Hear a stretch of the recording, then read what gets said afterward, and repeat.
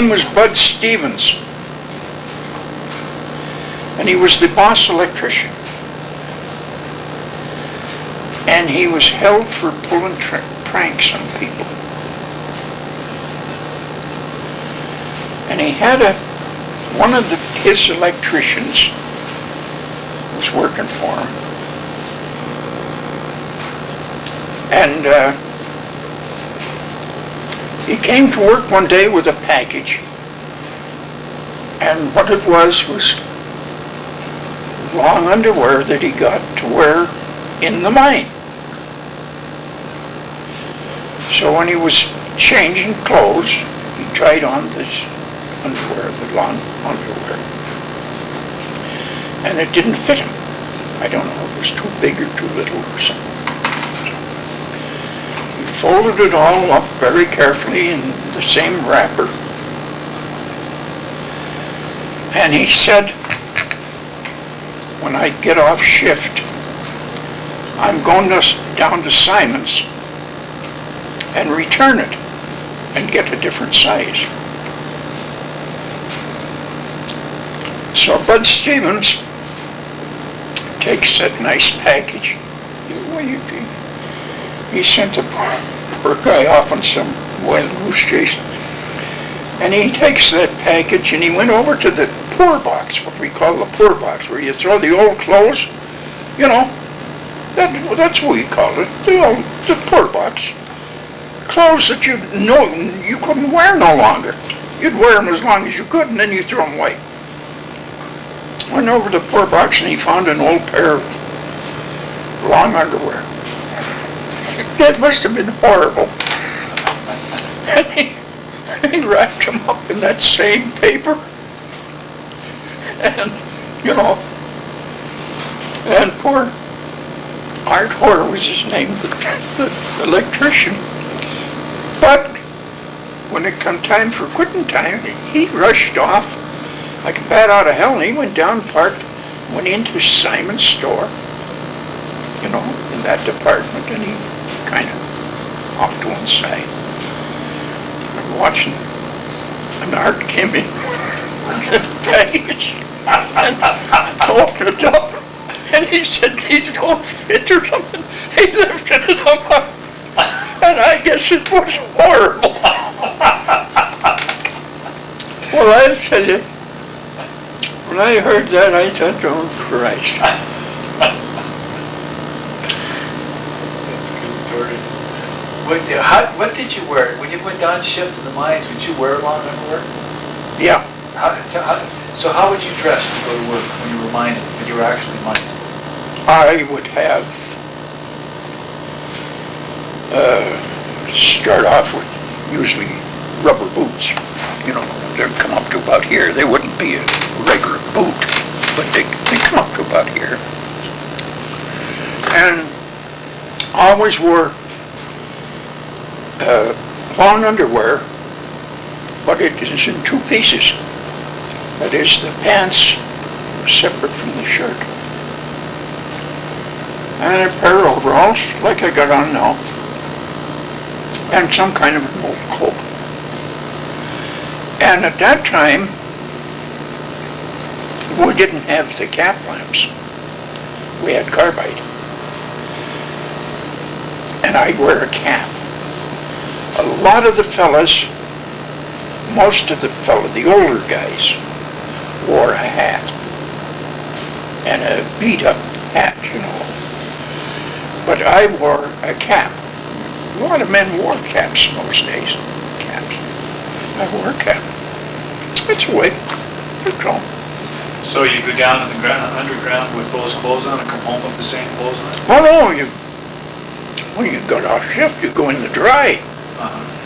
And you take a shower and leave your old clothes in the locker, and your street clothes are in your locker, and put your street clothes on.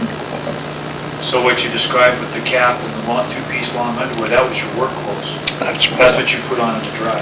That's what I put on in the dry. And you had a carbide lamp on the cap? You know, carried it. Oh, you carried it? The only ones that had a light on their head, on a cap lamp, there was a small carbide lamp about that high. And they had them, it'd be the guys that, the mule skinners, the guys that were driving the mule or something.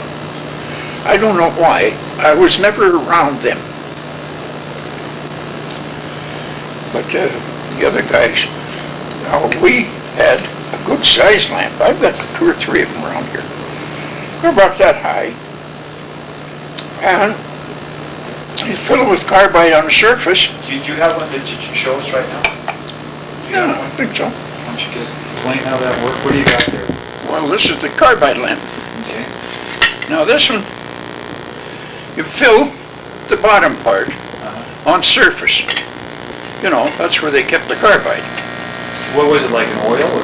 Oh, no, it's just, to have the texture, you know, like some of this,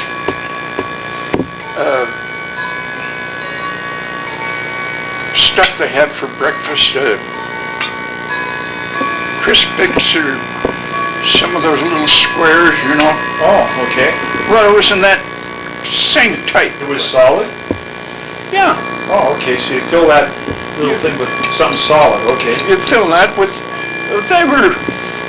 they were small, like that. A whole bunch of them, you know. You just scoop them up. And you fill that bottom part. And that light would last you a half shift. How far could you see with it on you? Oh, you could see good. Okay. You could see real good. Long ways. But at noon, then this carbide was used up. And you'd empty it, throw it away, and take this fresh can that you brought down with you, and refill it. Now, oh, there's no spark in there.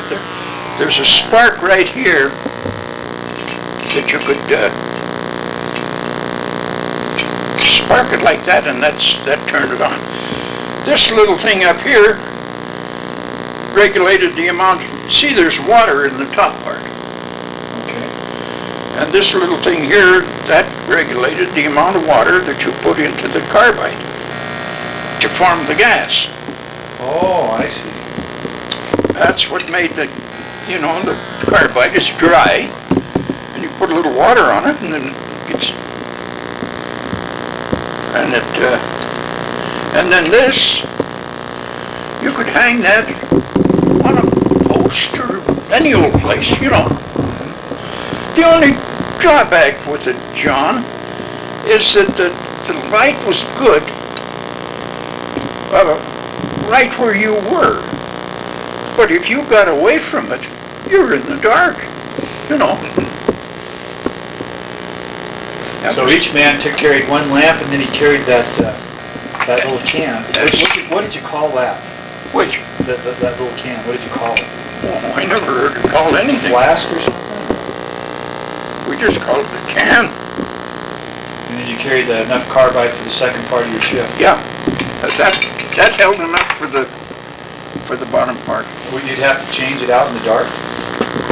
Well, usually you do it out in the station, or if you did it inside, away from any light, your partner has one of these, and you use his light, you know, for illumination until you got your own going again. So what were the other tools that you use? What kind of shovel?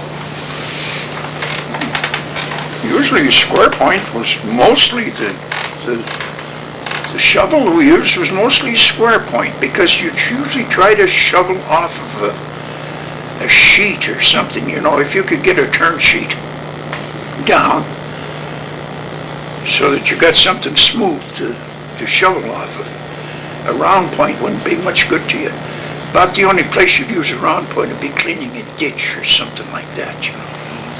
Did you have a full long handle on the shovel? Oh yeah, long handle.